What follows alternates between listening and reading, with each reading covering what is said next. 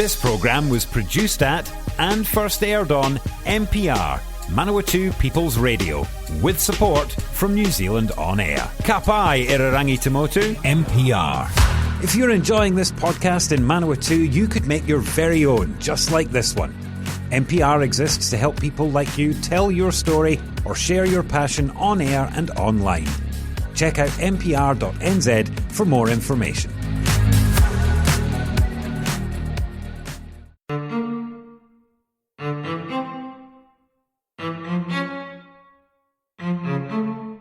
It's time for our Monday serial, A Respectable Veneer, written by Rachel Doré, published by Upstart Press and narrated by Romy Hooper.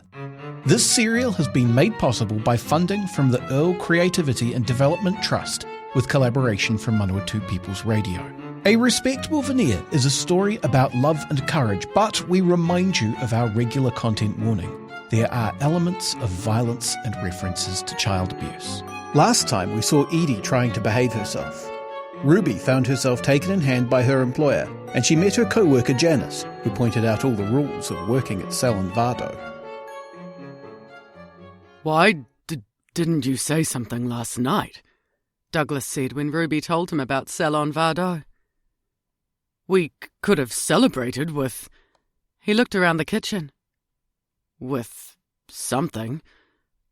Well, I'd say it was a brilliant stroke of good fortune. I'm glad you didn't use the word luck. I don't believe in luck, she said. You've certainly landed on your feet. Ruby closed her eyes. Don't say that either. I don't want to jinx it. He lit another cigarette. You're a funny girl, he said. Across the room, a couple of residents raised their voices over news of the latest plans for a bridge across Auckland's harbour. One used his arms to define what he recalled about the waterfront, while the other gestured in another direction, arguing the point. Edie, who'd been taken under Pim's wing, was in the kitchen with the others listening to a talent show on the radio. The noise of intermittent laughter and the radio came through to the dining room. From the lounge, the strains of someone playing a guitar met the sounds from the kitchen crowd, a din that made discreet conversation difficult. I say, Douglas blurted, will you let me take you to the cinema? You and young Edie. It could be a celebration. He reached for the roughly refolded Evening Standard. I'll find out what's on. There's bound to be something new at the Regent or the State, or one of them. Wherever they're showing the latest... Ruby's face heated. She lowered her voice. We don't even know you. That's why it will be delightful. Please say you will. People were listening. Didn't Douglas notice? Doing anything enjoyable was not in her plan. It would be nice for Edie. She couldn't deny it would be nice for her too. Still, it was all well and good to be beginning to feel at ease with Douglas Woods, but that did not mean she was ready to spend time in any man's company. On the other hand, he'd be paying for tickets. It can be an early session, he said. I'd really like to have someone to go with. We'll see, Ruby smiled. Splendid. Shall we make it the early session tomorrow? Why not, she said, suddenly reckless. Since it's a celebration, and since you say Edie and I are friends. The hem of Mrs. Thompson's skirts was almost done. Tilting the eye of the needle towards the light, she threaded the silko through and started on the last few inches. When she looked up, Douglas was blowing smoke rings into the air. I've just remembered, Ruby said. I'm sorry, we can't. Can't? We're moving out of number 9 tomorrow. I probably have to boil the sheets. Oh. He sat forward, his mouth shutting and opening as though words to express his disappointment eluded him. He looked lost. I am sorry, Ruby said again. No, of course. Can't be helped. Next Saturday might be all right, she said. His grin was like that of a small boy who'd been given half a crown. Next Saturday, then. The dispute about Auckland and the harbour bridge came to an end as one of the pair stalked off in a huff. Those remaining started on about politics, opinions about Americans, and trouble in the Malayan Peninsula, their voices rising. Ruby snipped the thread and folded the garment. "How's the Bon brush business?" "Going rather well lately," Douglas said. "The rural settlements are always good." "I'm picturing you trekking through the wop-wops with your suitcase," Ruby laughed. "Like a Bon brush version of Livingstone." He laughed too. "I wouldn't put it quite like that, but sometimes I wonder about going bush myself. No trekking, though. I've got a nice little Morris." Edie burst into the room, the air flurrying around her. "Mum! Mum! Oh, hello, Mr. Woods. Mum, you should have heard. The lady who won Have a Shot sang just as good as Rosemary Clooney. Honestly, exactly the same." It was too late to admonish her for interrupting. Douglas had begun singing, and Edie was joining him in harmony. "The evening breeze caressed the trees tenderly. The trembling trees embrace the breeze tenderly." They laughed as they reached the end. Someone in the doorway clapped. "All right, that's enough. Say good night to Mr. Woods. It's time for us to go up." "Oh, Mum, it's early." She was so good all day, Ruby told Douglas, her arm around Edie's shoulders. "I'm sure she was an angel," he chuckled. "I was, Mr. Woods," Edie said earnestly. "I was, truly. And it was painful. All day I was so quiet I got really worried my tongue might forget how to make words." Douglas wheezed with laughter. "I'm sure you don't have to worry." He wiped his eyes with his handkerchief. Ruby pushed open the door of number 5 to a room that was shabbier than the one they'd just left. "See? 2 beds and a wardrobe that's empty." She gave Edie's shoulders a squeeze and tried to sound bright. "We can hang our things up. And drawers, look." Edie's nose twisted. "It stinks." "It's on the ground floor."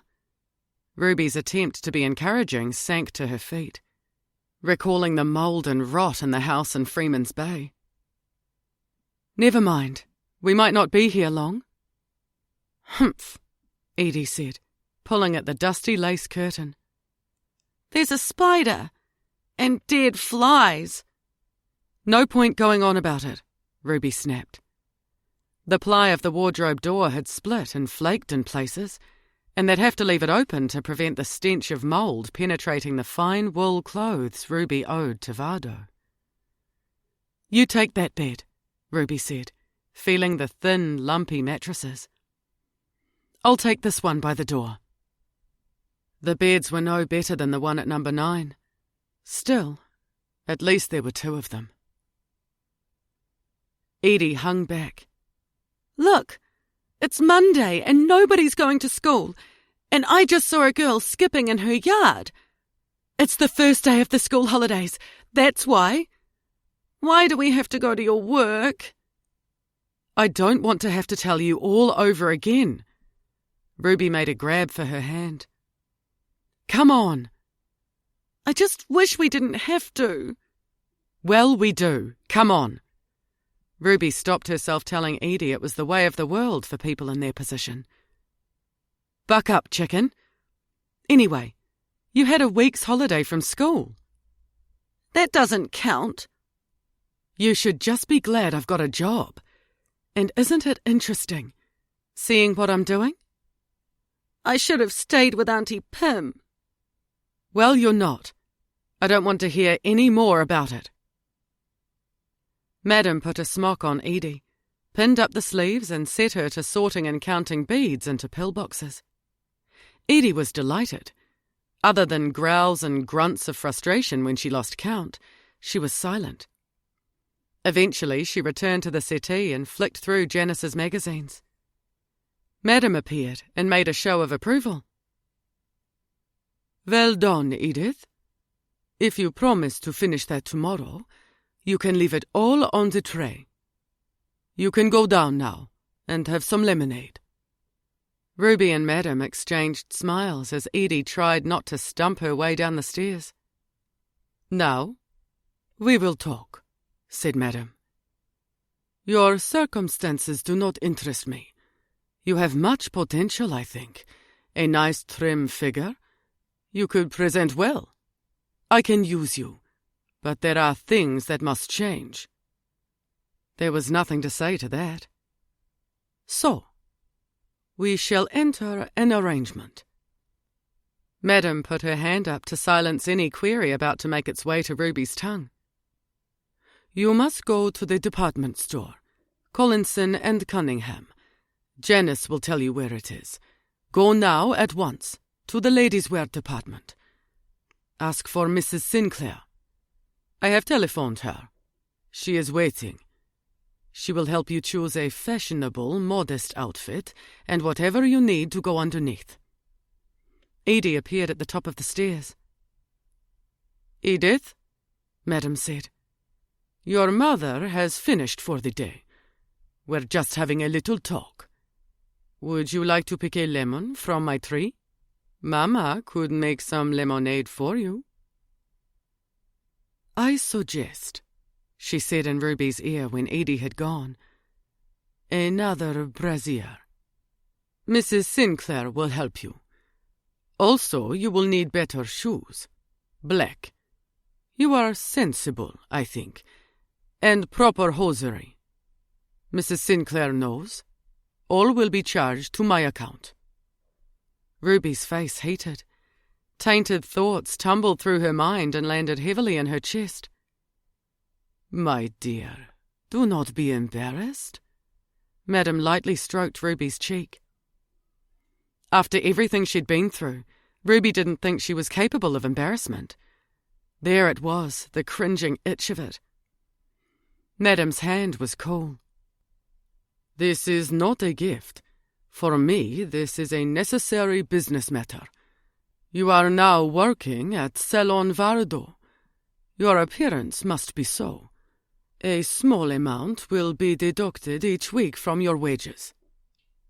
It stuck like a fishbone in Ruby's craw. Once again, she was being put into a position where there was little choice. Still, this time at least, she was given the prestige of working in a fashionably respectable milliner's. What her employer had said now tainted everything. Madam drew a thin fold of banknotes from her pocket. "There is enough here, I think, to buy something for Edith. Perhaps there is something else you may need?" Ruby shied at the money in Madam's outstretched hand. The skin of her back crawled with self-loathing. She couldn't. Madam moved her hand, holding the money closer. The outer red £5 note had more of the same folded inside it. "But the wages?" Ruby's question was unformed. This rung of the ladder up wasn't holding her. "You have weekly expenses," Madam smiled. "That I have not overlooked. My dear, for now, 5 shillings repayment each week should leave you with enough." Enough? Ruby hadn't asked what she might expect in the way of wages, but 5 shillings a week was going to cut a slice out of it. A new outfit, shoes, and so on would rack up a sizable bill. It would take ages to pay it back. All she could see ahead was a long stretch of indentured millinery work. The notes burned as Madam put the wad of money into Ruby's palm and closed her fingers over it. For a moment, the older woman's fingers lingered on her own. Had a shadow passed behind the dark eyes? "Thank you, Madam." Ruby choked on the words. She hated herself for the blush prickling her face, for wanting to ask the question, for wanting the money, for taking it. More than that, she hated herself for her need. Madam had more to say. "Upon this matter, I trust you to be discreet. This week we will do paperwork. Also, your fingernails need care, but never mind. They are not so bad. You are in the workroom for now. Later we will see." Looking down the stairwell, Ruby paused. Edie was at the foot of the stairs, holding a ripe yellow lemon to her nose, her face shining with pleasure. Ruby knew she looked good. Walking to work next morning, with the skirt sliding over the new nylon stockings, she ought to have felt wonderful. The fine denier stockings showed that she ought to shave her legs, and the chic jacket didn't shield her chest from the wind, but she could hardly wear that old coat over this outfit. Her hair was held up with new hairpins and a faux tortoiseshell hair slide, but frizzy wisps were blown across her face. "You work at Vardo now." She hardly noticed Edie, quiet for once, doing her best to keep up, striding along next to her. Madam expressed her approval as they came up to the porch. "Good," she had said simply, in that way of hers. "You look really pretty today," said Janice. "The way your hair's in a French roll like that. Your eyes look much brighter. Really pretty with it off your face." "Thanks," Ruby said. "You look different. You aren't in love, are you?" "Very funny," said Ruby. "It's probably the effect of having comfortable shoes. Saying it was decent clothes and the lift of a new brassiere would be too corny, like a woman in an advertisement." Douglas would have approved too, but he'd gone off early, into the back blocks again with his mops and brushes, Ruby supposed. Edie tugged at Janice.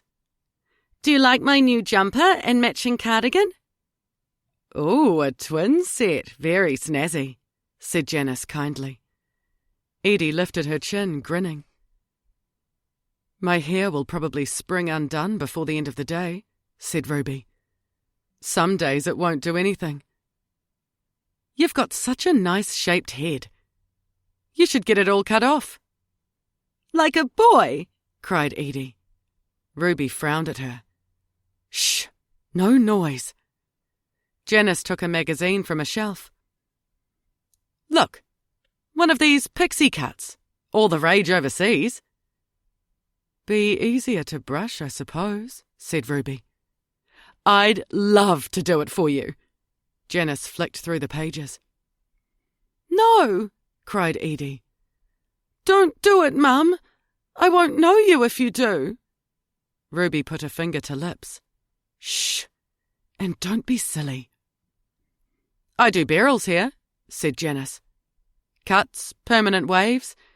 It's boring because she always wants the same thing. No actual style to it. She's given up on herself. Oh, do say you'll give me a go. I wanted to be a ladies' hairdresser once, you know." "Why aren't you?" "Oh, back then, with the war and everything. My big brother Angus getting killed, then Beryl's husband missing and all that.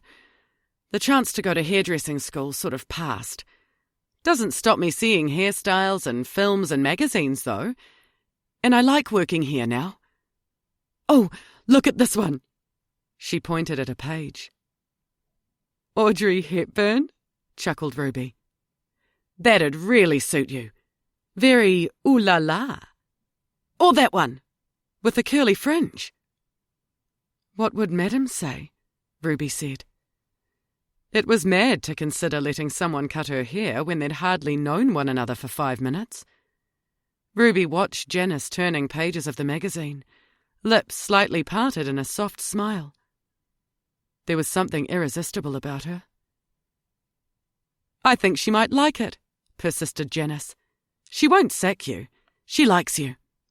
It'll grow back soon enough anyhow if you don't like it. Anyway, you're up here most of the time." "I'll think it over." "You're in the right place to get a hat to hide it," If you hate it. Ruby chuckled. We'll see. I know what that means, said Edie. If you do decide, said Janice, the two of you could come round to our place for tea one night, and I can do it then. Let me think about it, Ruby hedged. How about Friday?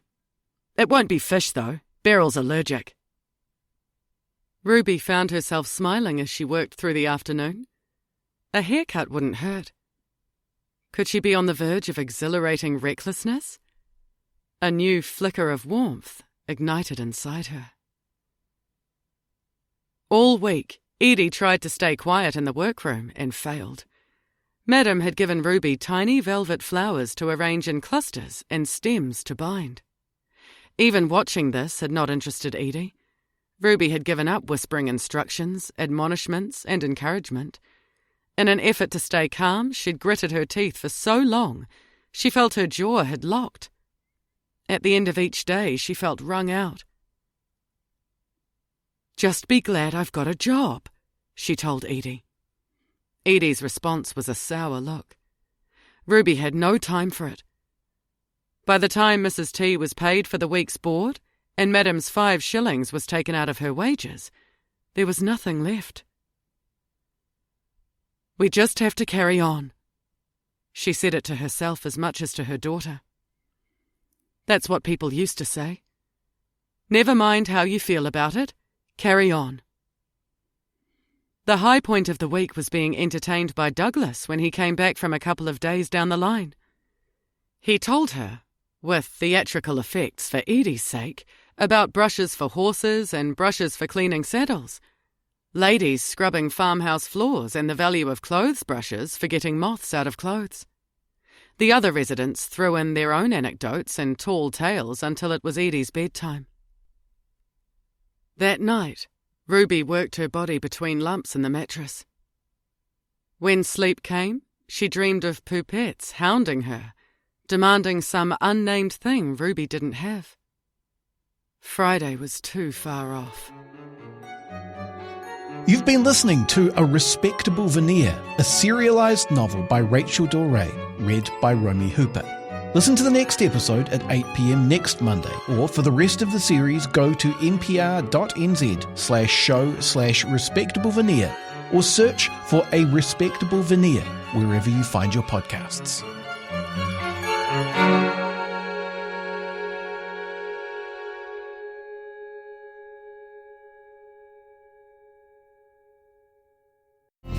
If you enjoy this NPR podcast, please consider subscribing. Our podcasts are available on all major podcasting platforms: Apple Podcasts, Google Podcasts, and Spotify, as well as the accessmedia.nz app. Support this show and others like it by giving a donation. For more information, go to www.npr.nz/donate.